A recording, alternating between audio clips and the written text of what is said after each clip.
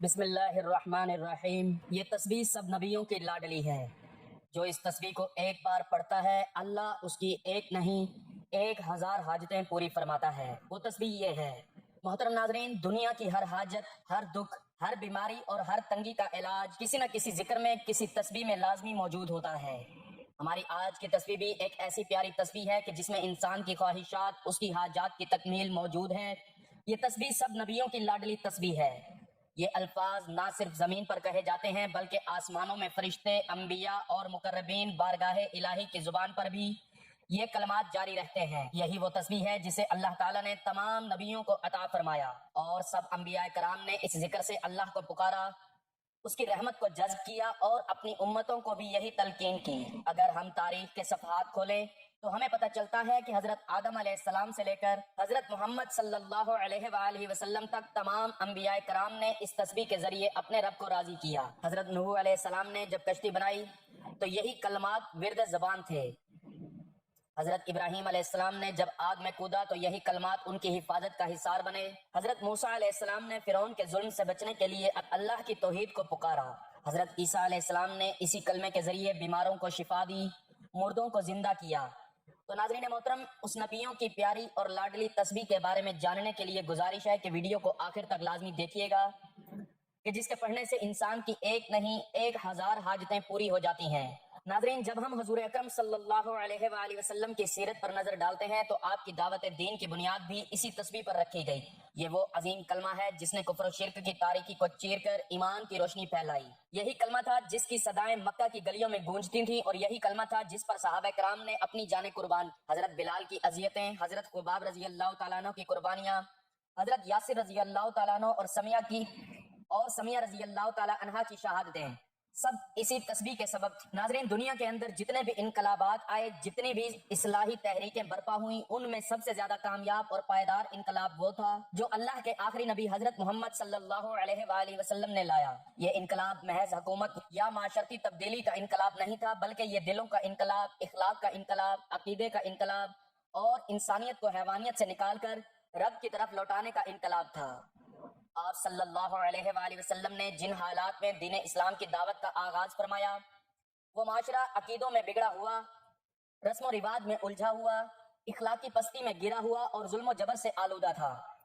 ایسے ماحول میں جب ہر طرف شرک، ظلم، ناحق خون ریزی، زنا، سود اور ظلم کا بازار گرم تھا، تو اللہ تعالیٰ نے اپنے محبوب صلی اللہ علیہ وآلہ وسلم کو مبعوث فرمایا تاکہ وہ لوگوں کو اندھیروں سے نکال کر نور کی طرف لائے۔ نبی کریم صلی اللہ علیہ وآلہ وسلم کی دعوت کا پہلا اور بنیادی پیغام توحید تھا۔ آپ نے سب سے پہلے جس بات کی طرف لوگوں کو بلایا وہ یہ تھی، لا الہ الا اللہ محمد الرسول اللہ، یعنی اللہ کے سوا کوئی معبود نہیں، محمد صلی اللہ علیہ وآلہ وسلم اللہ کے رسول ہیں۔ یہ کلمہ اس پورے باطل نظام کے خلاف ایک اعلان جنگ تھا جس پر عرب معاشرہ قائم تھا، کیونکہ وہ تو بتوں کو پوجتے تھے، ان کی رسومات اور معاشرت بت پرستی پر مبنی تھی۔ توحید کا پیغام صرف ایک نظریہ نہیں تھا بلکہ وہ پورے معاشرے کو بدلنے کی تحریک تھی۔ حضور صلی اللہ علیہ وآلہ وسلم نے دین کی دعوت کے آغاز میں سب سے پہلے اپنے قریبی لوگوں کو دعوت دی۔ آپ نے حضرت خدیجہ رضی اللہ تعالیٰ عنہا، حضرت علی رضی اللہ تعالیٰ عنہ، حضرت زید بن حارث رضی اللہ تعالیٰ عنہ اور حضرت ابوبکر صدیق رضی اللہ تعالیٰ عنہ کو اسلام کی طرف بلایا۔ یہ سب اسلام قبول کر گئے اور یوں دعوت دین کا پہلا قافلہ تیار ہوا۔ آپ صلی اللہ علیہ وآلہ وسلم نے ابتداً 3 سال تک دین کی دعوت کو خفیہ رکھا۔ یہ وہ وقت تھا جب مکہ کے مشرکین کا ظلم و جبر عروج پر تھا اور ایک نئی دعوت کو برداشت کرنا ان کے لیے ناقابل قبول تھا۔ آپ صلی اللہ علیہ وآلہ وسلم نے لوگوں کو انفرادی طور پر بلایا اور دار ارقم کو مرکز بنایا، وہاں بیٹھ کر قرآن پڑھایا، ایمان کی باتیں کی اور صحابہ کی تربیت کی۔ جب اللہ تعالیٰ کا حکم نازل ہوا، وَأَنذِرْ عَشِيرَتَكَ الْأَقْرَبِينَ، اور اپنے قریبی رشتہ داروں کو ڈراؤ، تو آپ صلی اللہ علیہ وآلہ وسلم نے صفا پہاڑی پر کھڑے ہو کر قریش کے تمام سرداروں کو بلایا اور ان سے فرمایا کہ اگر میں کہوں کہ اس پہاڑ کے پیچھے ایک لشکر ہے جو تم پر حملہ کرنے والا ہے تو کیا تم میری بات مانو گے؟ سب نے کہا ہاں، ہم نے آپ کو کبھی جھوٹ بولتے نہیں پایا۔ آپ نے فرمایا تو میں تمہیں خبردار کرتا ہوں کہ ایک سخت دن آنے والا ہے، اور پھر اللہ کی توحید کی دعوت دی۔ قریش چونک گئے اور سب سے پہلے ابو لہب نے مخالفت کی اور کہا، تیرے لیے ہلاکت ہو، کیا اسی لیے ہمیں جمع کیا تھا؟ اسی پر سورت तब्बत यदा अबी लहब नाजिल हुई। नबी करीम सल्लल्लाहु अलैहि वआलिहि वसल्लम ने जब दीन की दावत खुल्लम खुल्ला देना शुरू की तो मुशरिकीन मक्का आपके सख्त मुखालिफ हो गए। आप और आपके सहाबा रजी अल्लाह तआला अन्हुम पर जुल्म और सितम के पहाड़ तोड़े गए, लेकिन किसी ने सब्र का दामन नहीं छोड़ा। मुशरिकीन नबी सल्लल्लाहु अलैहि वआलिहि वसल्लम को साहिर, मजनून, शायर, कहानत करने वाला जैसे अलकाबात से पुकारने लगे। उनके सरदार कहते, ये क्या बातें करता है, क्या माबूद सिर्फ एक है? ये तो ताज्जुब की बात है। बनी हाशिम का 3 साल मकातिया शबे अबी तालिब, जिसमें खाने पीने की अशिया बंद कर दी गईं, बच्चों के रोने की आवाजें मक्का में सुनाई देती, यहाँ तक के दरख्तों के पत्ते खाकर गुजारा किया गया। हजरत बिलाल रजी अल्लाह तआला अन्हु को गर्म रेत पर लेटाकर सीने पर पत्थर रखे गए और कहा गया, ला तो अज़ा को पुकारो, लेकिन बिलाल कहते अहद अहद। हजरत खुबाब रजी अल्लाह तआला अन्हु के पीठ पर दहकते कोले रखे गए। हजरत यासिर रजी अल्लाह तआला अन्हु और समिया रजी अल्लाह तआला अन्हा को अजियत दी गई, यहाँ तक कि समिया रजी अल्लाह तआला अन्हा इस्लाम की पहली शहीदा बनी। जब मक्का में जमीन तंग हो गई तो आप सल्लल्लाहु अलैहि वसल्लम ताइफ तशरीफ ले गए कि शायद वो लोग दीन हक को कबूल करें, लेकिन वहां के सरदारों ने मजाक उड़ाया और अवाम को आप सल्लल्लाहु अलैहि वसल्लम पर पत्थर बरसाने को कहा, यहाँ तक कि आपके जिस्म मुबारक से खून बहने लगा। आपने इस दुख की घड़ी में भी बद्दुआ नहीं की, बल्कि फरमाया, ए अल्लाह मेरी कौम को हिदायत दे, ये नहीं जानते। जब मक्का में जुल्म सितम हद से बढ़ गया तो अल्लाह ताला के हुक्म से आप सल्लल्लाहु अलैहि वसल्लम ने मदीना की तरफ हिजरत फरमाई। मुशरिकीन ने कत्ल का मंसूबा बनाया, लेकिन अल्लाह ने हिफाजत फरमाई। हजरत अली रजी अल्लाह तआला अन्हु को अपने बिस्तर पर सुलाकर आप सल्लल्लाहु अलैहि वसल्लम रात के अंधेरे में रवाना हुए। गारे सौर में हजरत अबू बकर रजी अल्लाह तआला अन्हु का खौफ और आप सल्लल्लाहु अलैहि वसल्लम का इत्मीनान, ये वाकया हमारे लिए सब्र और तवक्कुल की अजीम मिसाल है। आखिरकार वो दिन आ पहुंचा जब नबी करीम सल्लल्लाहु अलैहि वसल्लम 10,000 सहाबा के साथ मक्का में फातेह बनकर दाखिल हुए। ये वही मक्का था जहां आप पर सबसे ज्यादा जुल्म हुए थे, लेकिन आप सल्लल्लाहु अलैहि वसल्लम ने बदला लेने के बजाय सबको माफ कर दिया और फरमाया, आज तुम पर कोई गिरफ्त नहीं, अल्लाह तुम्हें माफ करे। ये था आप सल्लल्लाहु अलैहि वसल्लम का इखलाक, और यही तस्बीह आप सल्लल्लाहु अलैहि वसल्लम की दावत की असल रूह थी। इसी तस्बीह की वजह से आप सल्लल्लाहु अलैहि वसल्लम पर और आप सल्लल्लाहु अलैहि वसल्लम के असहाबो आल पर जुल्म सितम की इंतहा कर दी गई, लेकिन ना ही आप सल्लल्लाहु अलैहि वसल्लम ने इस तस्बीह को छोड़ा, ना ही दावत हक को छोड़ा, और ना ही आपके सहाबा और अहले बैत ने इस तस्बीह को छोड़ा। इस तस्बीह की वजह से अल्लाह ताला ने हर आजमाइश में साबित कदम रखा और आपकी हर ख्वाहिश का एहतराम करते हुए आप सल्लल्लाहु अलैहि वसल्लम को अपने मकसद हक में कामयाब रखा। आप सल्लल्लाहु अलैहि वसल्लम के मकसद हक और दावत दीन की बुनियाद यही कलमा ला इलाहा इल्लल्लाह मुहम्मदुर रसूलुल्लाह है। और आज की बाबरकत तस्बीह कि जिसके पढ़ने से इंसान की हर मैदान में कामयाबी होती है और उसकी एक नहीं बल्कि 1000 ख्वाहिशात, उसकी हाजात पूरी होती हैं। इस तस्बीह की फजीलत के बारे में हजरत मोहम्मद मुस्तफ़ा सल्लल्लाहु अलैहि वसल्लम ने फरमाया, अफजल जिक्र ला इलाहा इल्लल्लाह, सबसे अफजल जिक्र ला इलाहा इल्लल्लाह है। इसी तरह एक हदीस कुदसी में आता है कि अल्लाह ताला फरमाते हैं, ऐ मेरे बंदे, अगर तू मेरे सामने जमीन के बराबर गुनाह ले आए और मुझे इस हाल में पाए कि तू ला इलाहा इल्लल्लाह कहता है, तो मैं भी तुझे माफी के पहाड़ अता कर दूंगा। जब हजरत यूनुस अलैहिस्सलाम मछली के पेट में थे तो उन्होंने जो दुआ पढ़ी वो तौहीद पर मुबनी थी, ला इलाहा इल्ला अंता सुब्हानका इन्नी कुन्तु मिनज़ ज़ालिमीन, ऐ अल्लाह तेरे सिवा कोई माबूद नहीं, तू पाक है, मैं जालिमों में से था। इस जिक्र ने उन्हें अंधेरे से निकाला, मछली के पेट से निकाला और अल्लाह की रहमत के समंदर में पहुंचा दिया। जंग बदर और ला इलाहा इल्लल्लाह, जब जंग बदर का वक्त आया तो आप सल्लल्लाहु अलैहि वसल्लम ने फरमाया, जो शख्स इखलास से ला इलाहा इल्लल्लाह कहेगा, अल्लाह उसके जरिए लश्कर के फरिश्ते भेज देगा। और वही हुआ, बदर के मैदान में फरिश्ते उतरे और मुसलमानों को फतह हासिल हुई। हजरत खतीजा रजी अल्लाह तआला अन्हा का ईमान, हजरत खतीजा रजी अल्लाह तआला अन्हा सबसे पहले इस कलमा पर ईमान लाई। उन्होंने रसूलुल्लाह सल्लल्लाहु अलैहि वसल्लम से सुना और फौरन कहा, अशहदु अल्ला इलाहा इल्लल्लाह। उनका ईमान, इसार और कुर्बानी हमें यह सिखाती है कि जब यह तस्बीह दिल से निकलती है तो अल्लाह ताला ऐसे बंदे को दुनिया और आखिरत की तमाम नेमतों से नवाजता है। इस्लाम की इब्तदा में हजरत अबू बकर सिद्दीक रजी अल्लाह तआला अन्हु ने जिन गुलामों को आजाद किया वो सब ला इलाहा इल्लल्लाह के सबब जुल्म का शिकार थे। उन्होंने सिर्फ इस तस्बीह की मोहब्बत में अपनी सारी दौलत कुर्बान कर दी। नबी करीम सल्लल्लाहु अलैहि वसल्लम की दावत का महवर सिर्फ तौहीद, इबादत और इखलाक की तरबियत नहीं था, बल्कि उसमें सबर, इस्तकामत, रहमत, अदल, बर्दाश्त और इखलाक जैसी आला सिफात भी शामिल थी। आप सल्लल्लाहु अलैहि वसल्लम ने हमें सिखाया कि दीन की राह में मुश्किलात आती हैं, दिल दुखते हैं, रास्ते बंद होते हैं, لیکن صبر، یقین اور اللہ سے تعلق قائم رکھو تو وہی راستے کھلتے ہیں، وہی دشمن دوست بن جاتے ہیں اور اندھیرے اجالوں میں بدل جاتے ہیں۔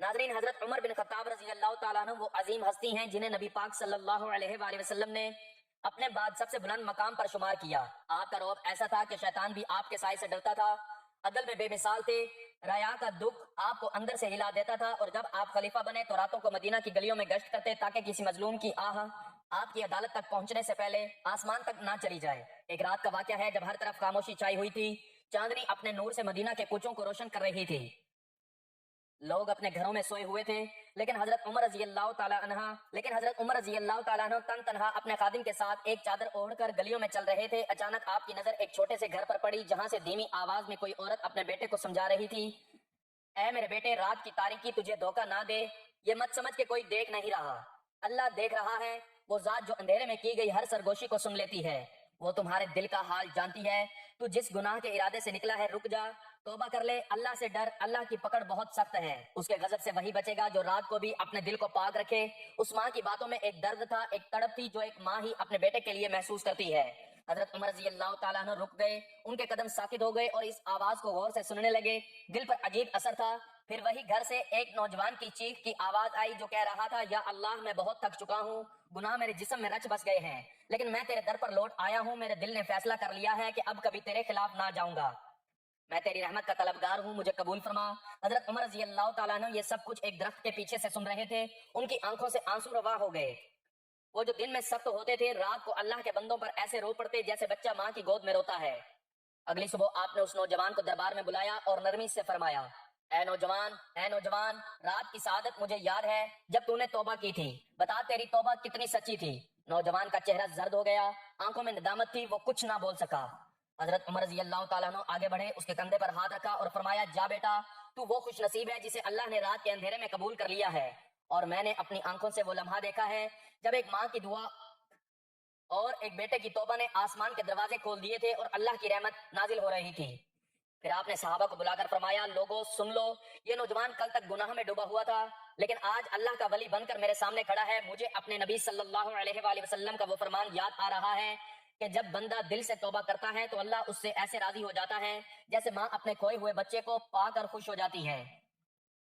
تم لوگوں کی شکل نہ دیکھو، تم دل کی حالت کو نہ جانتے ہو، اللہ نے جسے معاف کر دیا ہو تمہیں اس کے ماضی کو چھیڑنے کا کوئی حق نہیں، کیونکہ رب تعالیٰ جب گناہ چھپا دے تو بندے کو خاموشی اختیار کرنی چاہیے۔ وہ نوجوان حضرت عمر رضی اللہ تعالیٰ عنہ کے ہاتھوں پر پھوٹ پھوٹ کر رونے لگا، اس کے آنسوؤں نے اس کے دل کی میل صاف کر دی، اور وہ اس دن کے بعد راتوں کو سجدوں میں روتا اور دن میں روزہ رکھتا۔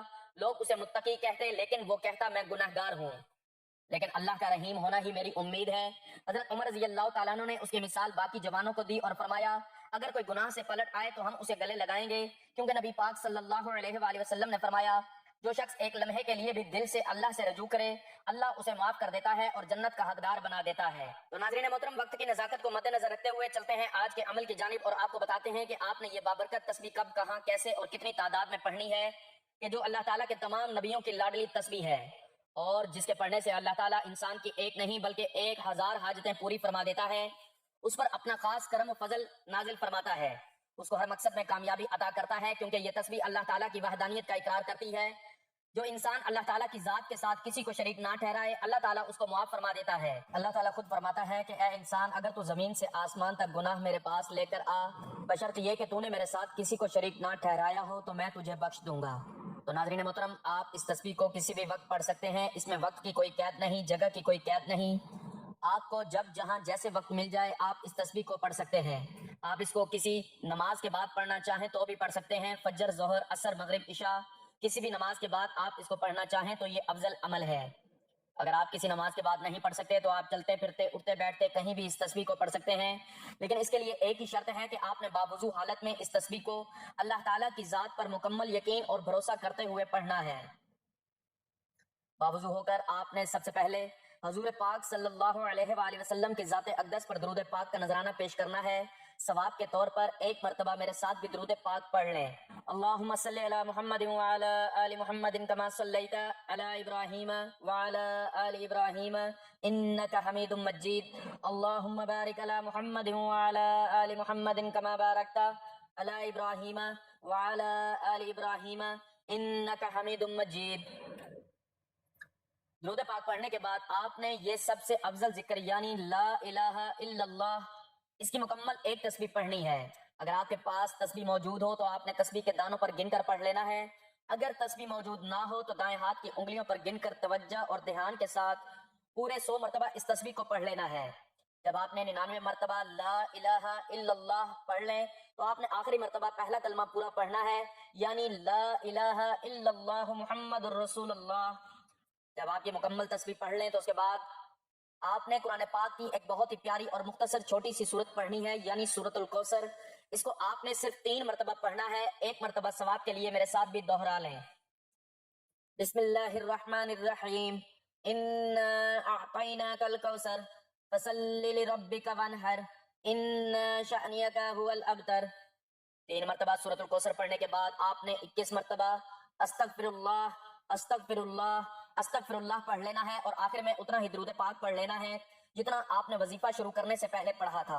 ला इलाहा इल्लल्लाह महज एक जिक्र नहीं, ये निजात का जरिया है, रिज्क का खजाना, बीमारी का इलाज, दिल का सुकून, जहन्नुम से निजात और जन्नत की कुंजी है। अगर आप अपनी हाजत, दुख, तकलीफ, बीमारी या रुकावट को अल्लाह के सामने रखना चाहते हैं तो इस जिक्र को पकड़ लीजिए। ये वो तस्बीह है जो तमाम अंबिया कराम की लाडली थी। तो क्या आप अल्लाह के लाडले नहीं बनना चाहते?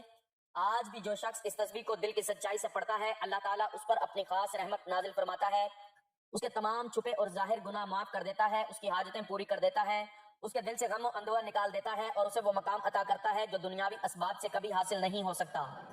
ये तस्बीह बंदे को अल्लाह के करीब कर देती है, दिल से गम छीन लेती है, रिज्क में बरकत लाती है, घर में सुकून पैदा करती है, दुश्मनों को ज़ेर करती है, गुनाहों को धो देती है और अल्लाह के अर्श को हिला देती है। ये तस्बीह वो है जिसमें ना सिर्फ कलमा तौहीद है बल्कि अल्लाह की वहदानियत का कामिल ऐलान है।